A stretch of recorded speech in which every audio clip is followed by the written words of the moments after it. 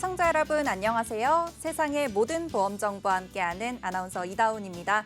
저희 프로그램에서는 보험을 준비하는 과정에서 생기는 작은 고민부터 과도한 보험료로 걱정하시는 분들이 한 분도 계시지 않을 때까지 보험에 관한 고민과 궁금증을 함께 풀어보고 있습니다.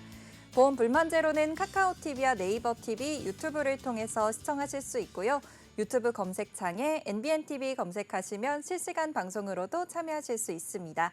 아울러 본 방송은 정보 제공을 위한 방송입니다. 보험 서비스 및 상품 판매와 중개에는 관여하지 않습니다. 그러면 오늘의 보험 불만 제로 시작해 보도록 할 텐데요. 오늘은 세 분의 전문가 나와 계십니다. 전문가님 안녕하세요. 안녕하세요. 안녕하세요. 안녕하세요, 여러분. 대한민국 국민들께 행복을 전해드리는 행복전도사 김동우 전문가입니다. 네, 안녕하세요. 고객과 함께하는 김경태 전문가입니다. 네, 보험을 들기 전 꼭 알아야 할 내용을 알기 쉽게 정리해드릴 임미진 설계사입니다. 네, 오늘 함께해 주실 세 분의 전문가님들과 인사 나눠봤습니다. 이제 본격적으로 칭찬보험들 확인해 보도록 할 텐데요. 오늘 첫 번째로 칭찬받을 보험은 어떤 보험인지 화면으로 먼저 확인해 보시죠.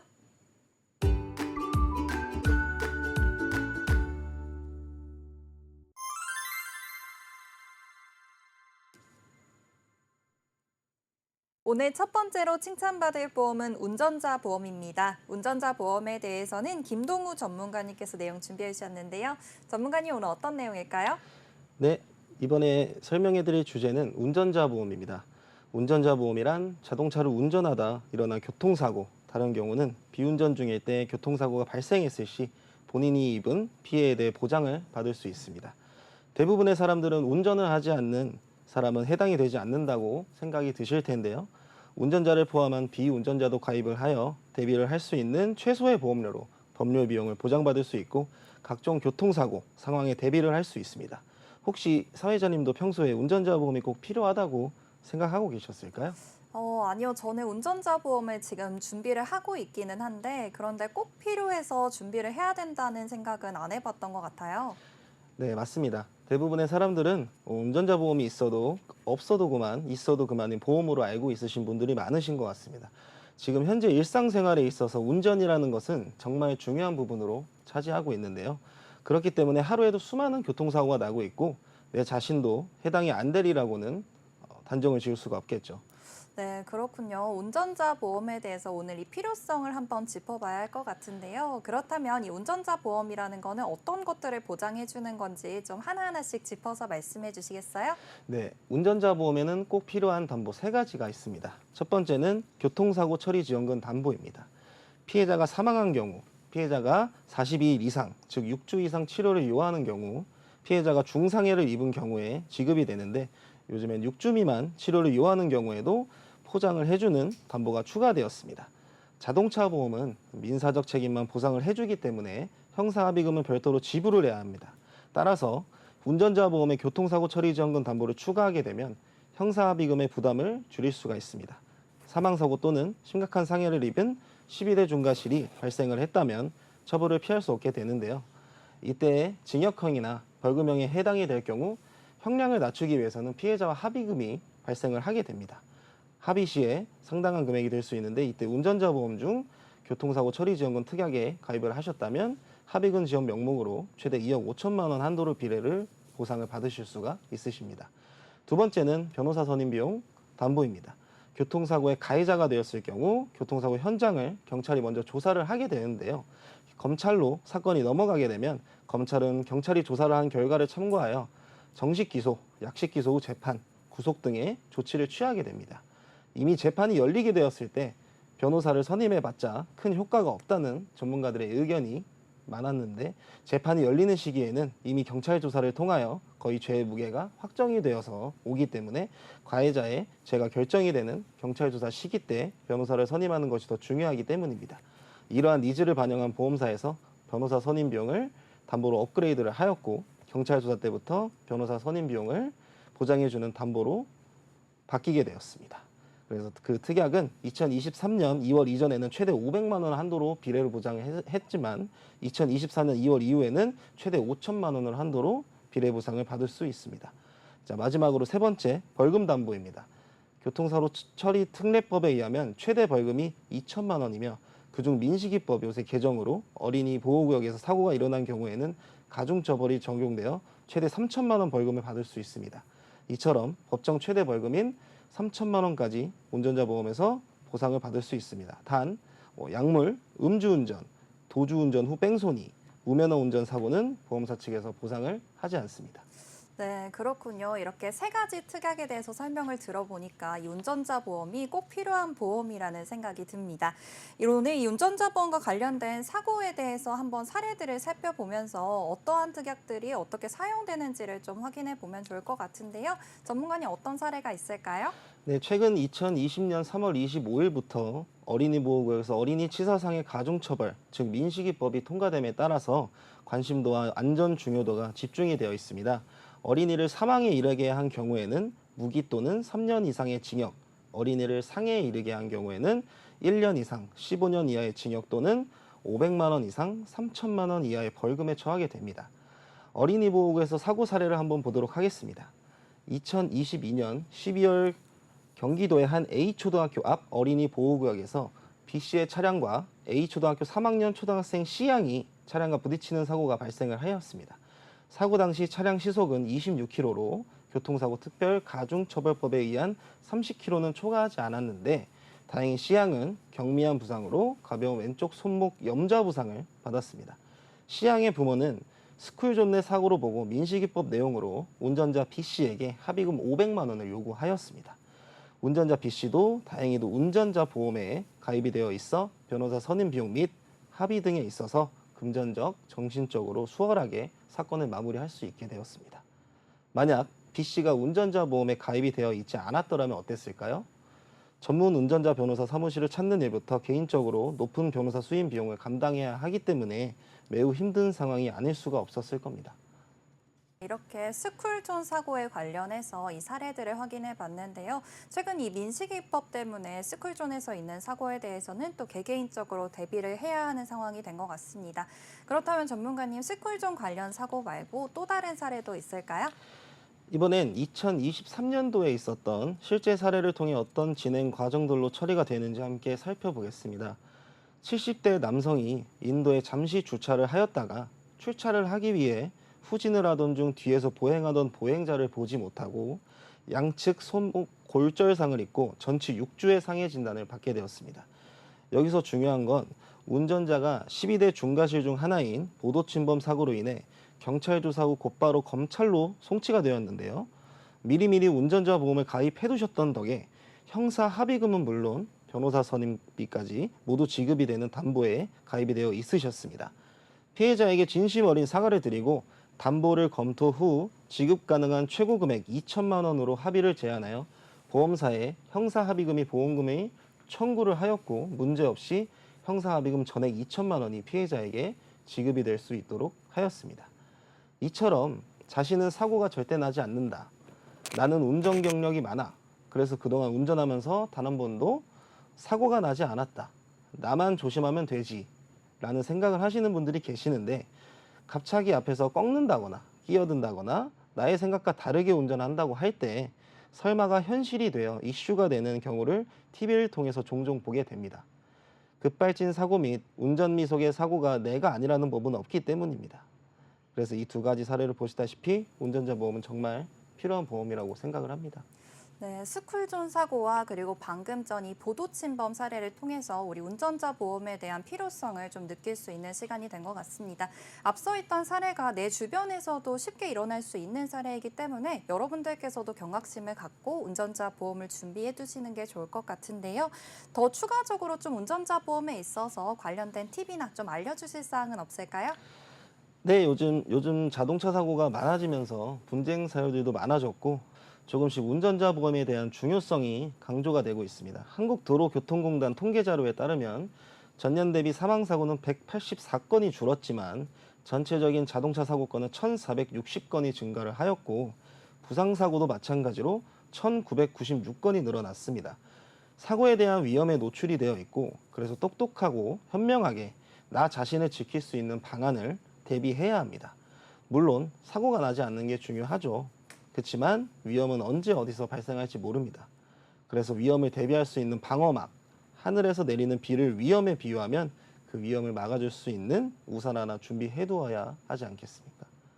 위험을 비에다가 비유를 해주시고요. 그리고 우리가 이런 위험을 막을 수 있는 방법을 또 우산으로 비유를 해본 것 같습니다.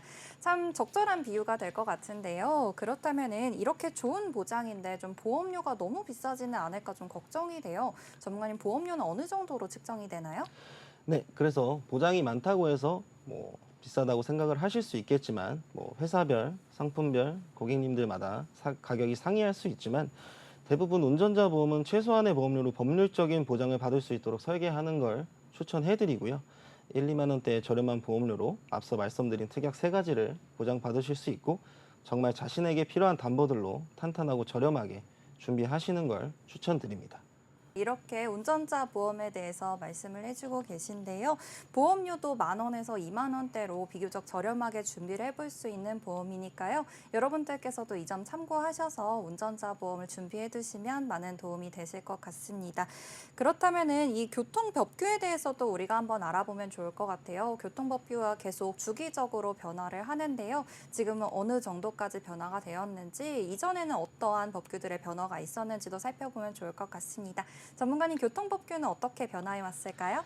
네, 2017년 2월까지는 교통사고가 나고 12대 중과실 사고가 일어났을 때 형사 합의금이나 공탁금을 피해자에게 자비로 준비를 하여 먼저 지급한 이후 보험금을 청구를 해야 했고 고금리 대출을 받거나 하는 경우도 발생을 하고 경제적인 어려움을 겪을 수밖에 없는 경우가 생기곤 했습니다. 그래서 2017년 3월부터는 금융감독원에서 이런 사정을 개선하기 위해 보험가입자와 피해자가 합의 금액을 약정을 하고 피해자에게 보험금 수령권을 위임한 후 가해자가 보험회사에 보험금 지급을 청구를 하면 보험회사가 피해자에게 직접 보험금을 선지급할 수 있게 보험금 지급 과정을 개선을 하였습니다. 최근에는 가입된 담보에 따라 100% 선지급을 하는 상품도 나와 있고 점점 개선이 되어가고 있습니다. 또한 교통법규는 2년에서 4년마다 계속 개정이 됩니다. 2020년 3월 25일부터는 민식이법이 시행이 되었고 2021년 4월 16일에는 안전속도 5030이 전면적으로 시행이 되었습니다. 2022년 4월 22일부터는 교통약자 보호구역이 확대가 되었고 2022년 7월 12일에는 횡단보도 보행자 보호 의무가 확대가 되었습니다. 이처럼 점점 교통법규가 강화되고 운전자의 책임이 가중되고 있다는 것을 의미를 합니다.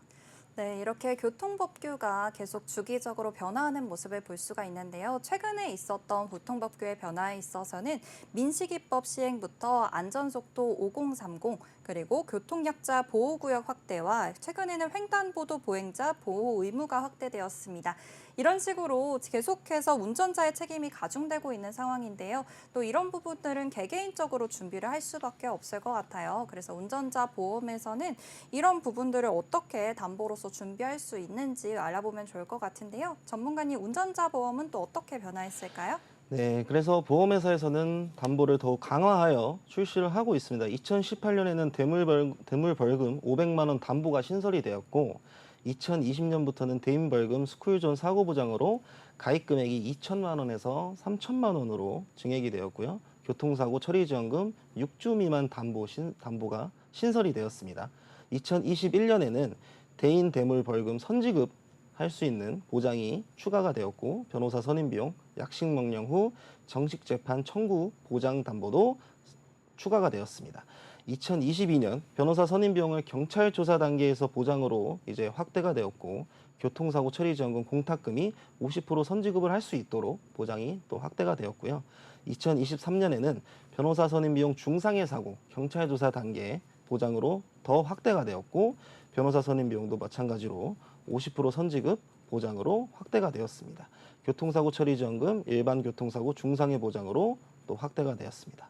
2024년에는 교통사고 처리 지원금이 기소 과정에서만 보상 가능했었으나 불송치 종결 단계에서도 합의금으로 보상 가능할 수 있게 확대가 되었습니다. 사고라는 건 예기치 않게 일어나게 되는 법입니다. 이처럼 운전자 보험의 보상과 교통 법규가 계속 바뀌고 있기 때문에 더더욱 전문가의 관리가 필요한 보험입니다. 보험이란 내 자산을 보호하는 수단이자 내 자신을 보호하는 수단입니다. 보험은 우리의 든든한 후원자, 방패, 우산과 같습니다. 잘 준비하셔서 내 자신과 그리고 내 자산을 잘 보호하셨으면 좋겠습니다. 네, 교통법규가 강화되면서 운전자 보험에서의 담보도 강화된 모습을 확인해 볼 수가 있었습니다. 오늘 운전자 보험에서 이제 자세한 이야기 나눠봤는데요. 전문가님 마지막으로 오늘 내용 정리 부탁드립니다. 네, 오늘 운전자 보험에 대해 알아보았는데요. 운전자 보험은 꼭 필요한 3가지 담보를 살펴보았습니다. 운전자 보험을 통해 실제로 보상받았던 사례들과 심지어 저렴한 보험료로 부담이 될 수 있는 법률 비용을 준비할 수 있으니 준비는 꼭 해두어야 하는 보험이라고 생각을 합니다. 다시 한번 이 귀한 자리에 불러주셔서 정말 감사드립니다. 저로 하여금 조금이라도 도움이 되셨으면 합니다. 다음 시간에 또 찾아뵙도록 하겠습니다. 감사합니다. 네, 운전자 보험에 대해서 알아봤습니다. 첫 번째 칭찬 보험은 여기서 마무리하도록 하고요. 다음으로 칭찬받을 보험은 어떤 보험인지 화면으로 먼저 확인해 보시죠.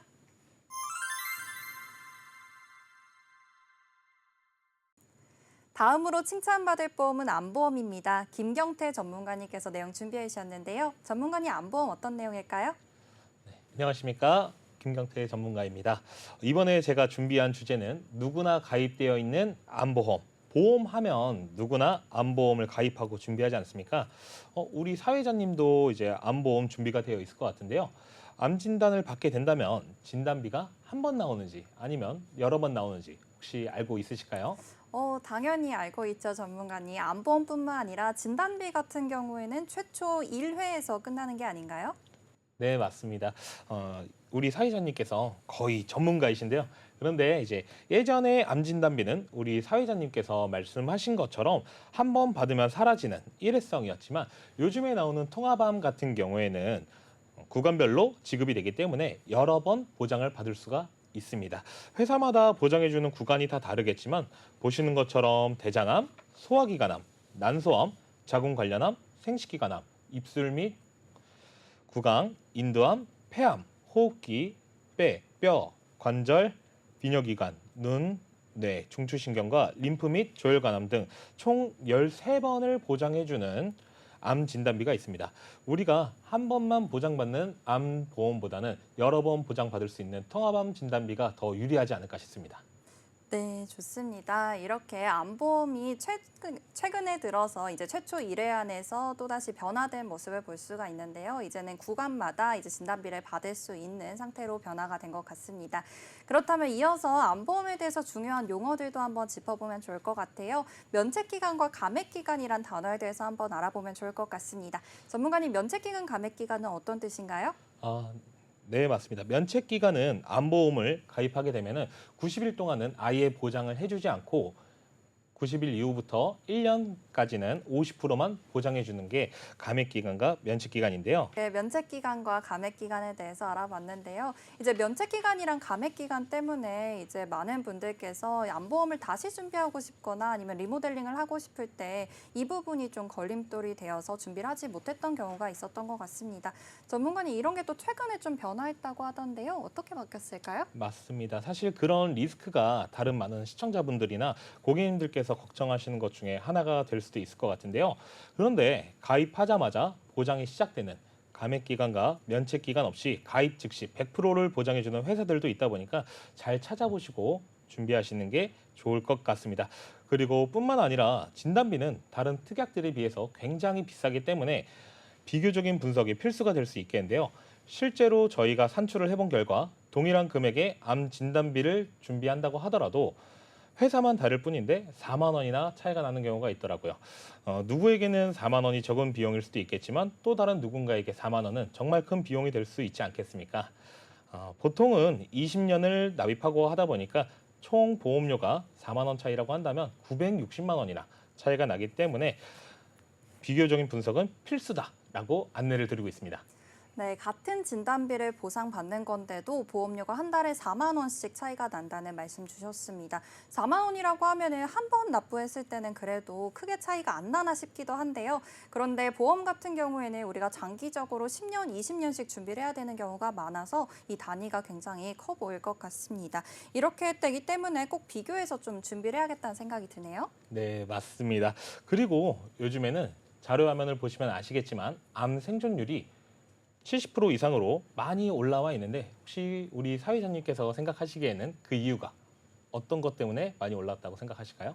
아무래도 방금 보여주신 자료를 보니까 이제 40%대였던 생존율이 현재 70%까지 올라와 있는 것 같은데요. 거의 2배 정도 되는 생존율을 지금 가지고 가는 것 같습니다. 아무래도 의료 기술이 좀 발달해서 그런 거 아닐까요? 맞습니다. 너무나 당연하게도 첫 번째로서는 의료기술이 발달해서입니다. 그러면 혹시 하나만 더 말씀해 보신다면요? 의료 기술 말고 또 생존율을 높이는 이유에 대해서 말씀을 주신 거죠. 근데 의료 기술 말고는 사실 당장 좀 떠오르는 게 없는 것 같아요. 맞습니다. 요즘에는 근데 건강검진을 또 나라에서 많이 잘 해주고 하다 보니까 2년에 한 번 또는 1년에 한 번씩 다들 꼭 받으시지 않습니까? 그러다 보니까 암이 초창기에 많이 발견이 되어서 좋은 의료기술과 또 초기 대응이 좋아졌기 때문에 생존율이 많이 올라갔다고 하더라고요. 그렇지만 의료기술이 올라간 만큼 요즘에는 더 이상 죽느냐 사느냐의 문제가 아니라 치료 비용의 문제다라고 많이 말씀드리고 있습니다. 보시는 것처럼 양성자 치료로 인해서 암의 크기를 줄여주고 로봇 수술을 해서 흉터 없이 치료를 하는 방법이 있고요. 온몸에 암세포들이 퍼져 있을 경우에 암 치료를 할 때는 중입자 가속기라는 치료를 쏴서 탄소를 온몸에 퍼져 있는 암세포에 탄소를 쏴서 없애주는 치료가 있는데요. 이런 치료들이 1회당 적게는 3천만 원, 많게는 5천만 원 정도의 비용이 나온다 보니까 너무나 걱정이 되지 않을까 싶습니다. 뿐만 아니라 약값도 만만치 않은데요. 보시는 것처럼 적게는 대장암에 얼비룩스라는 약을 쓰게 된다면 1년에 대략 2천만 원, 많게는 폐암에 타그리소라는 약을 쓰게 된다면 1년에 약 1억 5천만 원이라는 본인 부담금이 있습니다. 혹시나 우리가 폐암에 진단받게 되어 타그리소라는 약을 쓰게 된다면 한 달에 약 1,300만 원이라는 거액의 치료를 들어가다 보니까 정말 많은 부담이 될 수 있을 것 같습니다. 네, 표적항암 치료를 우리가 받게 된다면은 1년에 최소한 이제 몇 억대의 돈이 들어갈 것 같습니다. 그래서 표적항암 치료라는 특약을 지금 많은 분들이 준비를 하고 계시긴 한 것 같은데요. 그래도 많이 부담스러울 것 같다는 생각이 들어요. 맞습니다. 야, 우리 사회자님께서 진짜 정말 많이 알고 계신데요. 이제 네. 1세대 항암 치료라고 하면 화학 항암 치료라고 해서 일반 세포와 암세포 상관없이 모두 죽이는 상피세포에 있는 모두 죽이는 치료로 많은 부작용이 있는 반면에 2세대 표적 항암 치료 같은 경우에는 일반 세포와 암세포가 있다면 일반 세포만 골라서 표적을 해서 혼내주는 그런 치료입니다. 그래서 부작용도 적고요. 근데 이 치료도 단점이 2가지나 있는데요. 첫 번째로는 너무 당연하게 비싸다입니다. 그리고 또 다른 한 가지는 이 암세포, 악성세포가 면역력이 생긴다는 겁니다. 우리가 감기약도 계속 먹고 하다 보면은 면역력이 좀 많이 생긴다고 하잖아요. 그러다 보니까 우리가 표적항암 치료를 계속 받다 보면은 이 암세포가 잘 죽지 않는다고 하더라고요. 그래서 나온 게 3세대 면역항암 치료인데요. 이 면역항암 치료 같은 경우에는 치료를 받기 위한 조건이 2가지 있는데요. 첫 번째로서는 2세대 표적항암 치료를 1년 이상 해야만 하고요. 또는 암이 3기에서 4기 이상 되었을 경우에만 바로 치료가 가능합니다. 이 면역항암 치료 같은 경우에는 이번에 또 크게 히트한 드라마 있죠. 눈물의 여왕에도 나온 치료인데요. 거기서는 이제 1세대, 2세대와는 다르게 이제 지쳐 있는 우리 세포를 직접적으로 채취해서 면역력을 키워주고 암세포를 직접적으로 싸워주는 치료입니다. 그리고 우리 사회자님께서 말씀해 주신 표적항암 치료에서 보상을 받는다고 하더라도 부담이 적지 않을 것 같습니다. 표적항암 치료비에 단점이 하나 더 있는데요. 자료 화면에 보시는 것처럼 인터넷에 검색만 해도 나오는 사례들도 많고요.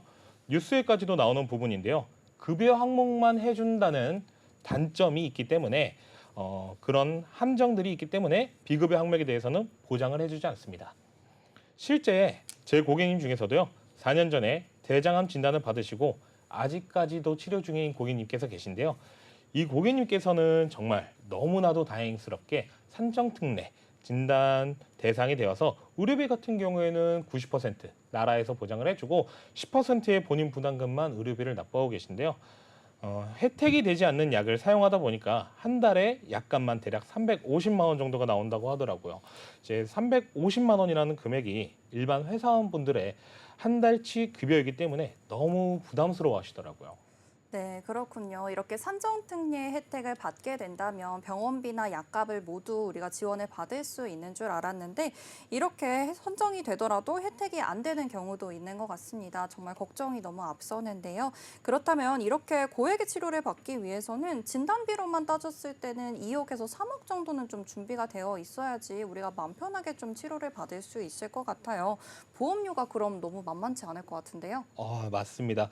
우리 사회자님께서 말씀해 주신 것처럼 이런 좋은 치료보험들이 없다라고 한다면 진단비가 2억에서 3억 정도는 필요하겠지만 좋은 실질적으로 일반적인 분들이 진단비 2억에서 3억을 준비하기는 정말 쉽지 않죠. 그래서 나온 담보가 암주요 치료비라는 담보인데요. 우리가 암 진단을 받게 된다면 치료가 들어가지 않겠습니까? 암을 진단받고 나오는 치료비들을 1년에 1억 5천만 원 한도로 보상을 해주는 보험이 있는데요. 자료 한번 보시면은 나오는 모든 치료들을 보상해 주고요. 치료 비용이 10만 원 나오든 아니면 100만 원 나오든 무조건적으로 1,000만 원에서 3,000만 원까지 선택하신 금액만큼 보상해 주는 정액 보험이 있는 반면에 500만 원 이상부터 최대 1억 5천만 원까지 비례 보상을 해주는 보험이 있습니다. 이것들은요. 암 직접 치료 기간이 1년이고 추적 관찰까지 한다면 5년인데 1년만 보장을 해주는 게 아니라요.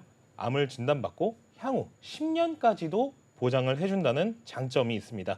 정말 큰 돈 들어갈 수 있는 암 치료 비용과 약제비, 입원비, 항암 치료 모두를 보장받을 수 있기 때문에 너무나 좋은 담보로 저도 정말 추천드리고 있습니다. 네, 이렇게 보니까 보장 범위도 굉장히 넓은 것 같고요. 그리고 장기간 동안 보장을 해줄 수 있다는 점이 또 하나의 큰 장점이 될 것 같습니다. 그렇다면 이제 가장 문제가 되는 부분은 아무래도 보험료겠죠. 보험료가 너무 비싸진 않을까 걱정이 되는데요. 보험료는 많이 비싸진 않을까요? 또 그렇지도 않습니다. 나온 지 얼마 되지 않은 특약이기 때문에 아직까지는 보험 상품의 위험률이 그렇게 높지 않아서 지금은 아주 저렴한 금액대에 준비가 가능합니다.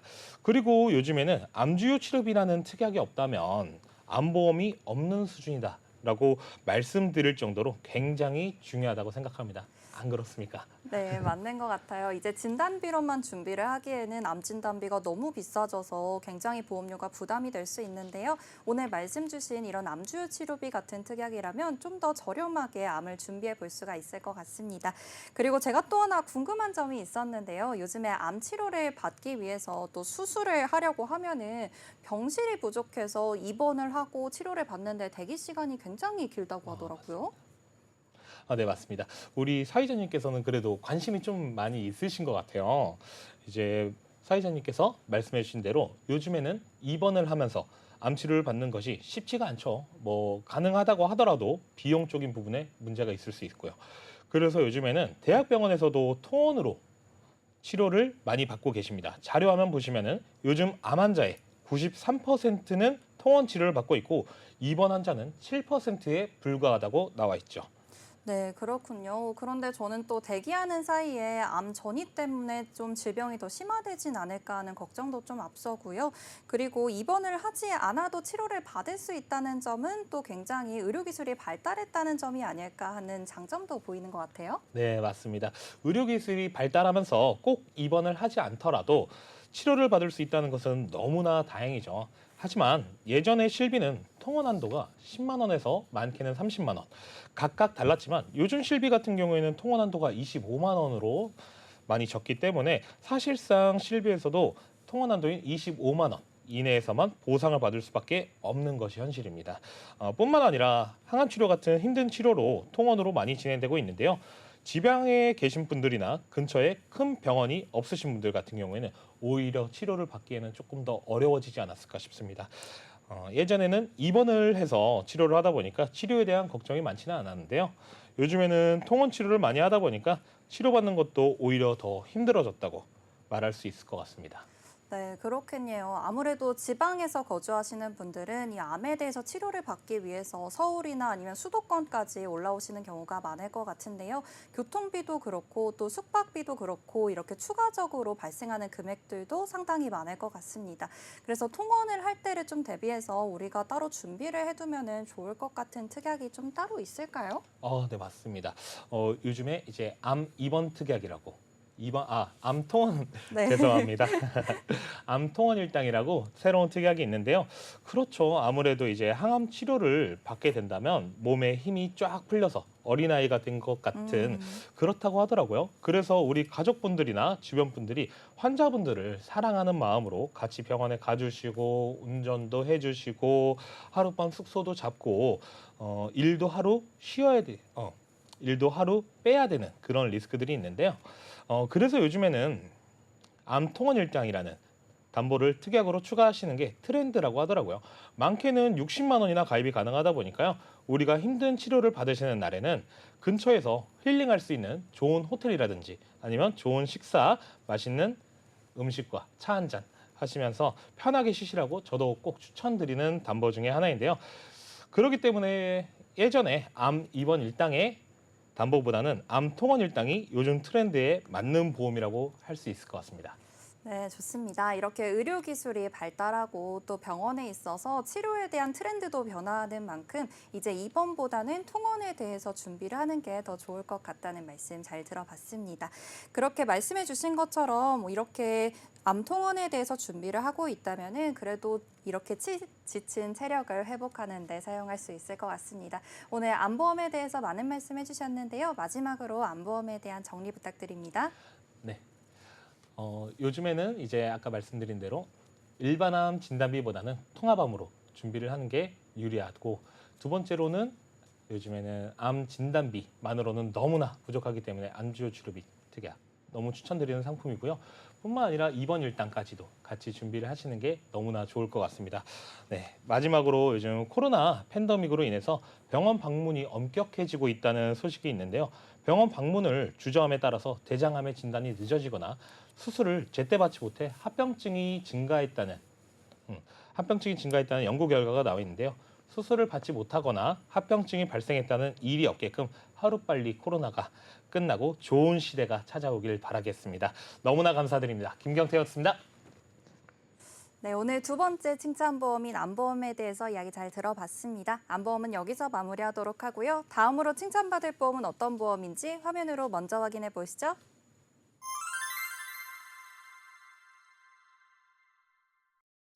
오늘 세 번째로 칭찬받을 내용은 보험 가입 방법입니다. 임미진 전문가님께서 내용 준비해 주셨는데요. 전문가님 오늘 어떤 내용일까요? 네, 오늘은 보험 가입 방법에 대해 알기 쉽게 정리해드릴 임미진 전문가입니다. 우선 설명하기 전에 한번 여쭤볼게요. 보험은 뭘까요? 사회자님은 혹시 알고 계세요? 네, 아무래도 아플 때나 아니면 우리가 생각하지 못한, 예기치 못한 상황이 발생했을 때 이 부분에 대해서 보장을 받을 수 있는 게 보험이 아닐까요? 네, 맞습니다. 아플 때나 다쳤을 때 혹은 사고가 났을 때, 화재가 났을 때 정말 여러 방면으로 저희가 보장받을 수 있는 게 보험이죠. 그럼 우리가 필수적으로 가입을 해야 하는 보험은 뭐가 있을까요? 아무래도 오늘 방금 전에 칭찬받았던 암보험이나 아니면은 실비보험이 아닐까요? 실비 같은 경우에는 좀 병원에 갔을 때마다 우리가 좀 보장을 받을 수 있는 보험이라고 생각을 해서 저는 가장 중요한 게 아무래도 실비보험이 아닐까 생각합니다. 정확합니다. 그럼 우리 모두가 왜 실비와 암보험을 갖고 있을까요? 아무래도 실비보험 같은 경우에는 병원을 갈 때마다 보상을 받을 수가 있는 보험이라서 실비보험이 꼭 있어야 된다고 생각하고 또 암보험의 경우에도 방금 전에 전문가님께서 말씀해 주신 내용대로 발병률도 높고 또 생존율도 높기 때문에 이 암보험에 대해서 준비를 해야 된다고 생각합니다. 네, 제가 앞에서 하는 질문은 상담하기 전 고객님께 꼭 확인하는 질문입니다. 우리가 보험을 가입하는 이유는 사회자님이 말씀해 주신 것처럼 아주 간단하죠. 질병, 상해, 사고, 화재, 그리고 배상 책임, 운전자 등등까지 결국에는 청구를 하려고 가입을 합니다. 그중 암보험과 실비를 가장 많이 갖고 있는 이유는 가장 청구를 많이 하는 보험이기 때문이죠. 그렇기 때문에 보험을 가입하는 방법은 병원에 가는 순서와 많이 닮아 있는데요. 네. 우선 제가 어느 날 아파서 병원을 간다고 가정을 해볼게요. 병원에 도착하면 가장 먼저 뭘 할까요? 아무래도 병원 요즘에는 예약이 워낙 힘들다 보니까 우선 예약을 해야겠고 그다음에 진료 일정이 잡히면은 병원에 가서 접수를 맨 먼저 하지 않을까요? 맞습니다.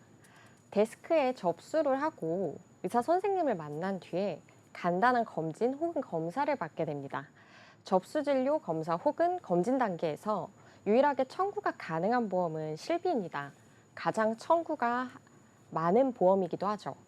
네, 그렇군요. 우리가 접수를 하면서부터 이제 치료를 받기 전까지는 청구를 할 수 있는 보험이 아무래도 진단비나 수술비는 아닐 테니까요. 실손보험에서 청구가 가능할 것 같습니다. 가장 많이 우리가 청구를 하게 되는 보험이 그럼 실손보험이 될 것 같네요. 네. 그렇기 때문에 보험을 처음 준비할 때 실손 의료비를 준비하는 게 가장 중요합니다. 실손 의료비, 즉 실비는 실제 손해를 본 비용을 보상해주는 모든 보험의 기본이 되고 그리고 기둥이 되는 보험이라고 생각을 하는데요. 그럼 병원 순서로 다시 돌아와서 접수, 진료, 검사가 끝난 다음 단계는 뭘까요? 접수하고 진료하고 검사가 끝나게 되면은 다시 의사 선생님한테 진료를 받아야 되지 않을까요? 네, 맞아요. 검사 결과에 대해 내용을 듣기 위해서 의사 선생님과 진료를 봅니다. 네, 바로 진단 단계인데요. 어떤 병에 대한 진단을 받거나 현재 상태에 대한 진단이 내려지죠. 진단이 내려진 후에 우리는 치료 단계를 받게 되는데요. 간단한 감기일 수도 있고 우리가 정말 걱정하는 큰 질병일 수도 있는데 감기라면 주사나 약 처방을 받고 집으로 귀가하게 되지만 큰 질병이라면 치료 방향을 잡습니다. 이 단계까지 진행이 됐을 때 우리는 한 가지 더 청구를 할 수 있게 되는데 어떤 게 있을까요? 접수가 끝나고 진료를 받고 그다음에 검사, 그다음 받는 다시 진료 단계가 이제 진단인 것 같은데요. 그렇다면은 진단비 아닐까요? 네, 맞아요. 실비 다음으로 우리나라 사람들이 가장 많이 갖고 있는 암보험. 암 진단을 받았다면 이 단계에서 청구가 가능하겠습니다.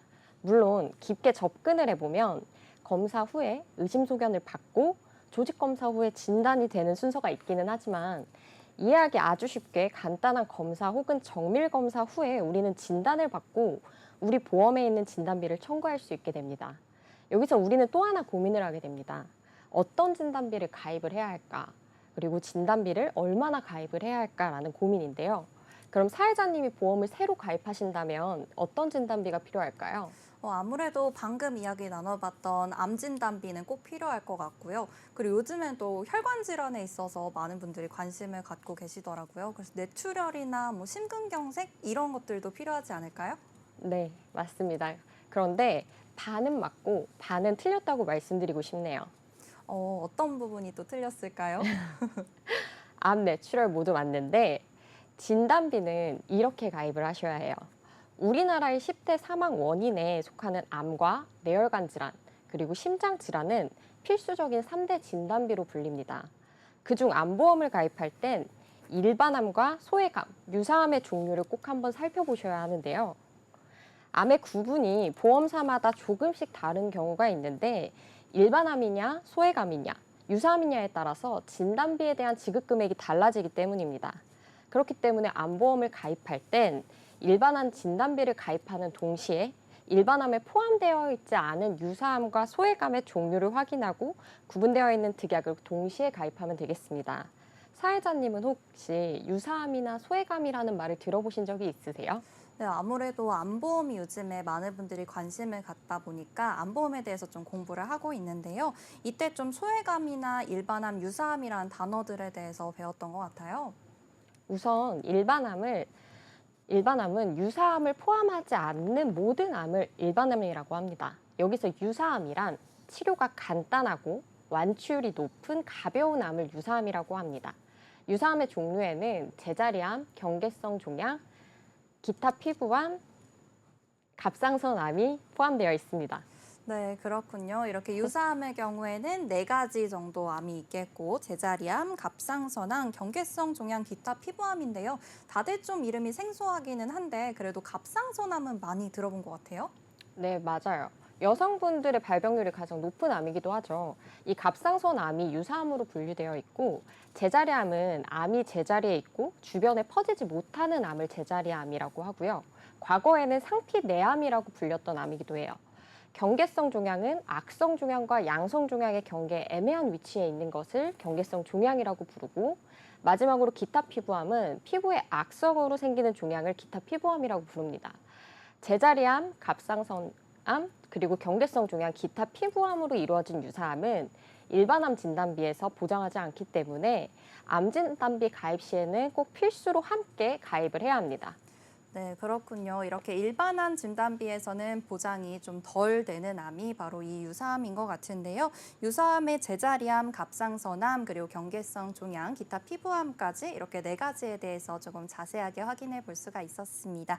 그러면은 앞에서 유사암이나 아니면 소외감이라고 말씀을 해주셨는데 이름이 좀 비슷한 것 같기도 하고요. 그래도 어떤 차이가 있을 것 같아요. 어떤 건가요? 네, 소외감은 유방암, 자궁암, 전립선암, 방광암, 대장전망내암 등을 소외감으로 구분하는데 이건 가입하는 보험사에 따라서 유사암으로 구분될 수도 있고 일반암으로 구분될 수도 있어요. 그렇기 때문에 보험을 가입하려고 할 때 일반암 진단비 특약에 소외감 제외 혹은 소외감 금액이 따로 적혀져 있다면 소외감 특약에 어떤 암들이 포함되어 있는지 보장 범위를 꼼꼼히 살펴보셔야 합니다. 네, 그렇군요. 이렇게 암 진단비를 준비할 때 유사암과 그리고 소외감에 대해서 구분을 좀 명확하게 가져가야 할 것 같은데요. 유사암의 경우에는 이제 보험사마다 모두 동일하게 유사암이 분류가 되지만 소외감의 경우에는 보험사에 따라서 분류가 따로 되는 경우도 있고 아닌 경우도 있는 것 같습니다. 그렇다면 소외감이 어디에 구분되어 있는지 내가 지금 준비하고 있는 보험에서는 소외감이 구분되고 있는지를 꼭 확인해 보시는 게 좋을 것 같고요. 그럼 나머지 3대 진단비 중에서 뇌와 심장에 대해서도 알아보면 좋을 것 같은데요. 뇌와 심장은 또 어떤 내용일까요? 뇌하면 뇌출혈, 그리고 심장하면 급성 심근경색. 우리가 대표적으로 가장 많이 알고 있기도 하고요. 많이 가입하고 있는 질병 특약입니다. 하지만 이것도 꼭 가입하시기 전에 알아야 하는 부분이 있는데요. 최근에 방송이나 매체를 통해서 뇌혈관 진단비와 허혈성 심장 질환 진단비에 대해서 한 번쯤은 들어보신 분들이 많이 계세요. 사회자님은 혹시 들어보신 적이 있으실까요? 뇌혈관이나 아니면 심장질환 진단비 들어본 적은 있는 것 같은데요. 정확히 어떤 내용일까요? 뇌혈관 질환은 뇌 특정 부분에서 혈류가 일시적으로 혹은 계속해서 공급 문제를 일으키는 질환을 의미하는데요. 뇌 뇌출혈, 뇌중풍, 뇌경색 등이 이에 해당하는데, 즉 혈류가 막히면 뇌경색이고 터지면 뇌출혈이 발생할 수 있습니다. 뇌혈관 질환 보험을 살펴보면 뇌출혈만 보장하는지, 뇌경색, 뇌중풍, 기타 뇌혈관 질환까지 보장을 하는지 꼭 한번 살펴보셔야 합니다. 심장질환 또한 심장과 주요 동맥에서 발생하는 질환을 의미하는데 뇌혈관 질환처럼 막히거나 터지는 증상이 있습니다. 대표적으로 허혈성 심장질환, 관상동맥질환, 협심증, 심근경색증, 주요 질병으로 나타나는데요. 심장질환도 마찬가지로 어떤 특약을 가입하느냐에 따라서 급성 심근경색같이 일부만 보장을 하는지 아니면 앞서 말씀드렸던 전체 심장 관련된 질병에 대해서 전체 다 보장을 해주는지 보장 범위를 꼼꼼하게 살펴보셔야 합니다. 네, 그렇군요. 3대 진단비, 암, 뇌, 심 모두 이 진단 범위, 보장 범위를 꼼꼼하게 살펴봐야지 폭넓게 보장을 받을 수가 있을 것 같습니다. 그렇다면 뇌 먼저 한번 짚어보면 좋을 것 같은데요. 뇌의 경우에는 뇌졸중, 뇌출혈, 뇌경색에 대해서 각각 좀 준비를 해야 하는 건가요? 그렇지는 않아요. 뇌혈관 질환 진단비를 가입한다면 뇌졸중, 뇌출혈, 뇌경색 모두를 포함하는 범위이기 때문에 한 가지 특약만 가입해도 보장받으실 수 있습니다. 심장의 경우에도 보장 범위가 넓은 허혈성 심장질환 특약을 가입을 한다면 협심증, 심근경색 모두를 포함하고 있기 때문에 전체 보장을 받을 수 있게 돼요. 단 주의할 점은 부정맥과 같은 질환은 이 허혈성 심장질환 특약에서도 보장을 하지 않고 있어요. 그렇기 때문에 특정 심장질환 특약을 따로 보강을 하신다면 심장에 대해서도 전체 구멍이 없도록 보장을 받으실 수 있을 것 같습니다. 네, 그렇군요. 그럼 전문가님 말씀을 좀 정리를 해보면 3대 진단비에 있어서는 보장 범위를 꼭 꼼꼼하게 확인을 해봐야겠고 가장 넓게 준비하는 게 아무래도 폭넓게 준비를 해볼 수 있는 방법이 될 것 같습니다. 뇌혈관에 있어서는 뇌혈관 질환 진단비를 준비하는 게 좋겠고요. 심장에 있어서는 허혈성 심장질환 특약을 준비하는 게 좋은데 부정맥 같은 질병에 있어서는 특정 심장질환 특약을 준비해서 보강하는 거를 추천 주신다고 하셨습니다. 제가 잘 이해한 게 맞을까요? 네, 맞습니다. 질병은 저희가 선택해서 걸리는 게 아니기 때문에 뇌출혈과 급성 심근경색처럼 일부만 보장하는 특약의 높은 금액을 설정하기보다는 넓은 보장 범위를 구성한 뒤에 일부 특약으로 보강하는 것이 가장 안전한 방법입니다. 보험을 가입하는 이유를 다시 한번 상기시켜 볼게요. 우리는 보험금 청구를 하려고 가입을 하는 겁니다. 결국에는 어떤 질병에 대한 진단을 받든 청구를 하고 보험금 지급을 쉽게 받아야 하는데 보장 범위를 좁게 설정할수록 일부 질병에 대해서만 보장하기 때문에 문제가 생길 수 있습니다. 네, 그러면 이 부분은 많은 시청자분들께서도 가장 궁금해하는 내용이 될 텐데요. 진단비는 어느 정도로 준비를 하는 게 가장 좋을까요? 큰 질병에 대한 진단을 받고 시급하게 치료를 받아야 하는 상황에서 이 진단비는 큰 도움이 되는데요. 하지만 실비가 있다면 치료비의 일부는 실비로 도움받을 수도 있게 돼요. 그럼에도 진단비가 항상 필요하다고 대두가 되는 이유는 저희가 큰 질병에 걸리게 되면 사실 일을 못하는 경우도 많고 장기 요양을 하는 경우도 많죠. 그렇기 때문에 진단비는 저희가 일을 하지 못하는 상황에서 생활비로 쓰일 수 있기 때문인데요. 가정마다 개인 고정 지출이 다르기 때문에 생활비로 쓰이는 금액도 다를 거고 그렇다면 진단비 설정도 개개인마다 차이가 있겠습니다. 네, 진단비의 목적이 치료에만 쓰이는 게 아니라 치료를 받는 동안에 나의 소득 생활에 대해서 이제 준비를 해볼 수 있는 방법이 될 것 같습니다. 그럼 진단비는 또 치료비 말고 또 어떤 데에 쓰이는지 말씀해 주시겠어요? 네, 당장 내가 아프다고 해서 자동차에 내는 할부값, 그리고 저희 핸드폰 요금, 혹은 집에 내는 관리비, 전화 요금, 그리고 식비까지 해서 계속해서 지출은 생기기 때문에 진단비를 활용해서 일을 못하는 동안에 나가는 생활비를 해결해 나가는 거죠. 필요에 따라서 간병인 비용이 필요하면 간병인 비용으로도 나가고요. 요양을 하는 데 쓰이는 비용도 필요하고요. 네, 이렇게 생각해 보니까 진단비의 필요성도 참 잘 느껴지는 것 같습니다. 개개인의 상황에 따라서 진단비의 금액이 좀 차이가 날 것 같으니까요. 이 부분을 고려하셔서 진단비를 준비해 보시면 좋을 것 같습니다. 진단비 다음으로는 어떤 게 있는지 간단하게 알아보면 좋을 것 같아요. 전문가님 요약해서 간단하게 말씀해 주세요. 저희 다시 병원으로 한번 돌아가 볼게요. 진단을 받으면 우리는 치료를 하게 되는데요. 장기적인 입원이 필요할 수도 있고 수술로 치료를 하게 될 수도 있어요. 이럴 때 필요한 건 입원비와 수술비가 있어요. 네, 그렇군요. 입원비와 수술비 어떤 내용일까요? 입원비 같은 경우는 단순하게 입원을 하게 되면 하루 일당으로 입원비를 지급을 받게 되는 거고 수술비 같은 경우는 저희 진단비랑 다르게 진단비 같은 경우는 일회성으로 한 번만 받고 내 보험에서 사라진다면 수술비는 반복 청구가 가능한 특약입니다. 진단비가 내 보험에서 이미 지급이 되고 소멸이 됐다고 하면 나중에 이 병이 재발이 됐을 때 계속해서 청구가 가능한 건 수술비가 되겠죠. 그렇기 때문에 진단비 다음으로 수술비로 좀 보완할 수 있는 특약이라고 생각하실 수 있을 것 같습니다. 우리가 살면서 걸리는 질병이 사실 암, 뇌, 심장 말고도 다른 질병도 굉장히 많잖아요. 예를 들어서 건강검진을 하면서 발견되는 용종 같은 것들인데요. 사회자님은 혹시 용종을 제거해 보신 적이 있을까요? 저는 없지만 주변에서 용종 제거를 했다는 요 얘기는 많이 들어본 것 같습니다. 수술비에 대해서 이제 말씀을 해주시면서 대장 용종을 말씀해 주신 건데요. 수술비에 있어서 대장 용종도 이제 보상을 받을 수 있다는 말씀 남겨주셨습니다.